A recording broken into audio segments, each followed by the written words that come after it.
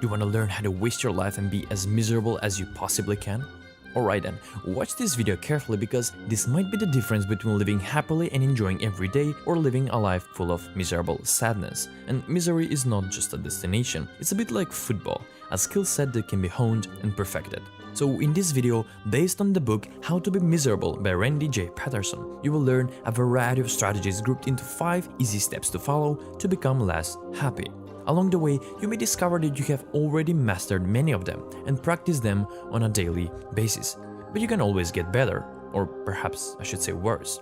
First, become an island unto yourself. We are a social species. Unlike bears, we are built to spend our time in groups. Alone in the savannah, we would never have lasted long. For most of human history, we appear to have lived in tribes of around 75 to 150 people, and those who could not handle the complexity of their relationships would go off on their own. Tigers need to eat, after all. So here we have a great strategy to become more miserable. Isolate yourself, build an island, put up the fence, close the basement door, switch on the computer, and kid yourself that you have successfully replaced in the flesh social contact. It is one of the most effective routes to unhappiness that exists. Second, take things seriously. Very seriously. Very seriously. And take them personally. Keep yourself distant and unapproachable. You don't want to spend time with those inferior, inadequate, stupid or unpleasant people, which by the way should be everyone in your eyes. Just judge them as soon as you see them. And then remember, keep your distance. If you happen to be with someone and have to spend some time with them, complain. Complain about anything and everything. Complain about the weather, about noise, about your neighbors, and my favorite, complain about the government and the system. Sweet. Third, there are 3 times that matter: the past, the future, and the present. Yeah, we don't need the present, because you should spend most of your day thinking and living in the past, reminding yourself how bad things were, and in the evening try to think and worry about the future, about things that will most likely never happen, but still, you don't want to waste your day without worrying. So play some scenarios in your head, play the what if game. I mean, what if you can find a job after college? And if you get sick? What if you fail your exam next week? And for bonus points, try to do this right before going to bed so you can maximize the misery from it. Think of something that might happen tomorrow, something bad. Let your mind consume that. Now roll over and slide gently off to sleep. Good luck with that.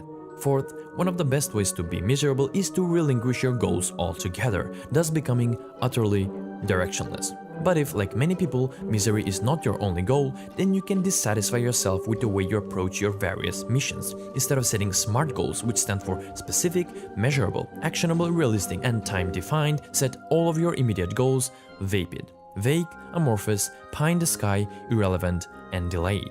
Most ultimate goals are a long way off, and if you allow yourself to focus on the smaller steps, you will frequently find that you have succeeded. This runs the risk of increasing your enthusiasm to continue on the path you set for yourself, so be sure to never do that. Instead, stubbornly attend to the ultimate goal. If there are 50 steps in the process, you will get 49 identical answers of not yet. That way you can maintain the aura of failure for almost the entire journey. This will make sure that your interest and motivation degrades and you are likely to give up long before you reach the finish line. Fifth and finally, let fear paralyze you. And please do not leave your comfort zone. If you have the urge to do something new or make a change in your life, immediately stop and let it pass. Simply obey your impulses. If your impulses say that you should avoid dogs, heights, people, talking to your crush, enclosed spaces, traveling, asking questions, relationships, airplanes, tests, medical exams, job interviews, and all potential humiliations, then do exactly that. Avoid them at all costs. We don't want any kind of novelty or risk, so stop growing, stop wanting more, stop doing stuff, and wait for the perfect moment. Just lean back, be passive, and let the time pass by. You will do those scary things when you feel like it. You know, maybe that's a good idea. Yeah, maybe. Maybe you'll do better in the next life.